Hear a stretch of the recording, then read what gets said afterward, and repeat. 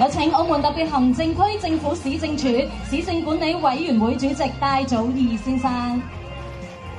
接住有請澳門特別行政區政府旅遊局局長文綺華女士。有請第24屆澳門美食節統籌委員會主席陳澤武先生。跟住有請澳門特別行政區立法會主席高開賢先生。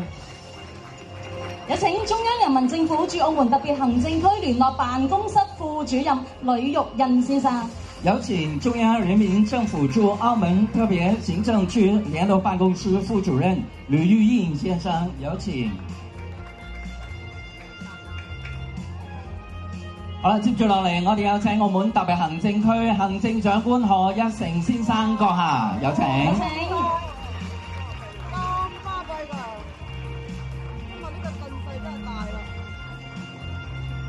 哇！好開心啊，個個見到行政長官，係啦，因為可能非常開心。係啦，平時好少咁近距離見到。冇錯，好啦，咁啊呢個時間，不如有請我哋嘅所有主禮嘉賓咧，先望向前邊，我哋嘅傳媒朋友，咁啊影翻一張嘅大合照先。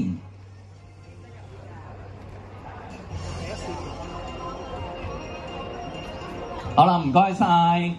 好，我哋正式宣布第24屆澳門美食節開幕儀式現在開始，有請各主禮嘉賓將手先放喺亮燈台上嘅按掣。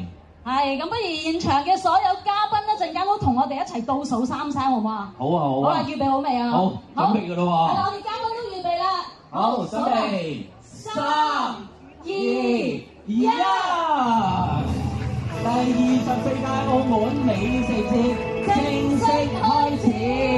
多謝晒各位主禮嘉賓嘅，咁亦都係期待我哋今屆澳門美食節繼續圓滿舉辦成功。係，一定成功啊！係啊，咁咧咁開心嘅時刻咧，呢個時候咧，我哋都有請第24屆澳門美食節嘅統籌委員會主席啦，陪同我哋嘅行政長官，仲有中央人民政府駐澳門特別行政區聯絡辦公室副主任，以及我哋一眾嘅嘉賓啦，巡視我哋今晚咁多嘅個美食攤位㗎，有請咁多位。